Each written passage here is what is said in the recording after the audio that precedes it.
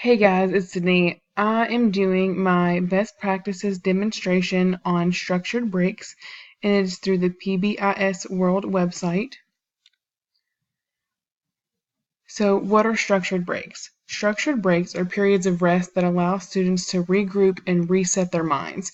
It is important for students to take breaks when they are feeling overwhelmed with the lesson or activity for that day. Students can also use this time to move around. Maybe the class is long or they may not enjoy this subject. Target audiences. So my examples are whole class, which can be used through something called brain breaks, and I'm going to get into that later on in this presentation.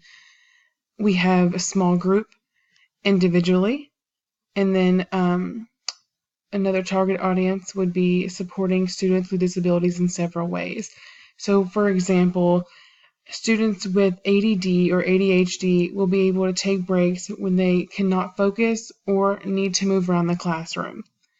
Another example would be if a student with EBD seems to be upset or emotional that day or something's going on and they just can't focus during instruction, they may take a break to get out of the situation.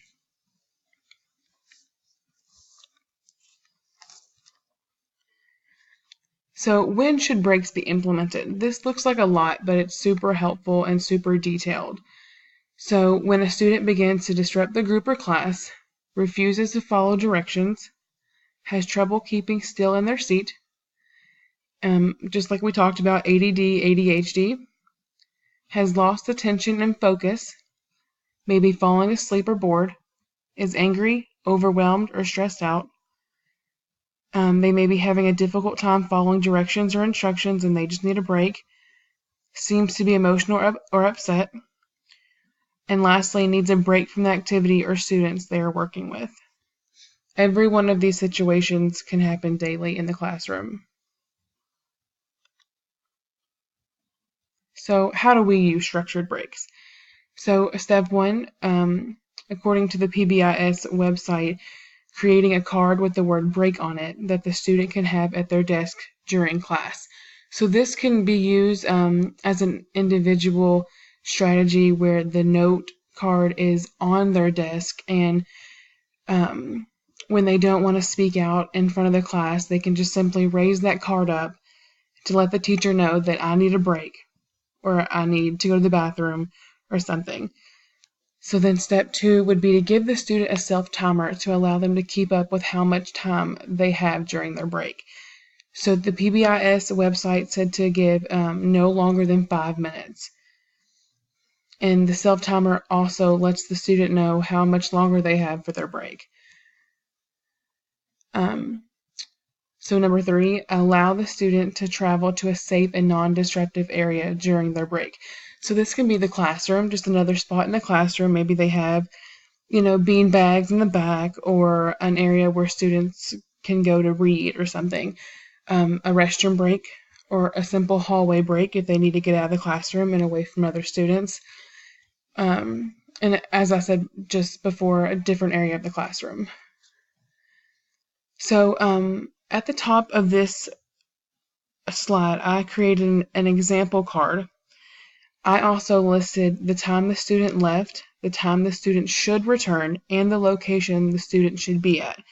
So for an example, if a student is going to another classroom or wanted to go out into the hallway for their break, and they are not following the expected behaviors and are not returning on time, a teacher in the hallway may be able to stop them and see them, and the location is listed on the card of where they are supposed to be and when they are supposed to be back in their classroom.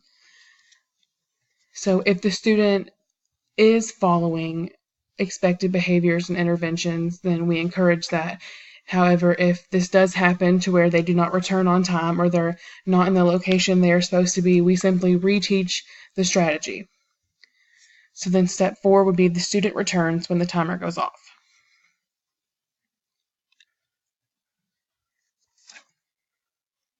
More procedures and info to keep in mind. Communicate with students about the expected behaviors during their break. We can't expect students to simply know expected behaviors, we have to teach it, and then if they are not meeting that, we reteach it. So teacher or student may initiate a break. It's very important, though, for students to understand and be aware of when a break is needed, when they are feeling emotional, unfocused, can't pay attention. They can raise that card up and simply take a break. Or if a teacher notices that a situation might not be good or the student is not okay and they need a simple break and that will help the situation, then the teacher can also initiate that.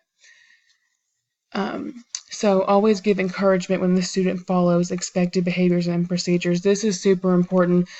A student will continue, hopefully, to follow the expected behaviors and the strategy if they are getting encouragement from the teacher. So, as I said before, if they are not meeting those behaviors and expectations, reteach, reteach, reteach. So, a brain break.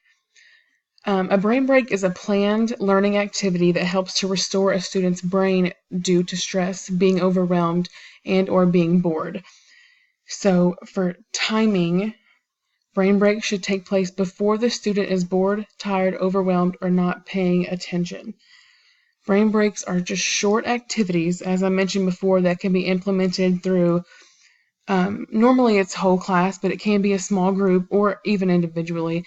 So examples would be, the class getting up to take a few minute stretch, interactive class dance, do a silly dance. The teacher can read a short book or a short poem to get the class up and going. And then lastly, moving around the classroom.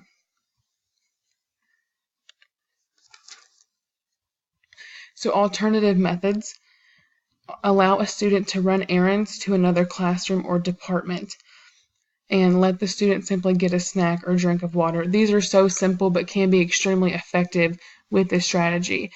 Maybe a student is super close with another teacher in the building and they may benefit more from doing that. So allow that student to take a note to the teacher or to just simply go visit them and communicate with them. So then down here below, we have something called brain cards. And I found this on a site called Teachers Pay Teachers. And it is a set of activity cards that we would use during my previously discussed brain breaks. So examples would be dance steps, acting a character out, rhyming words. These are just short activities that get the students refocused and ready to continue the lesson. Very simple, but very effective.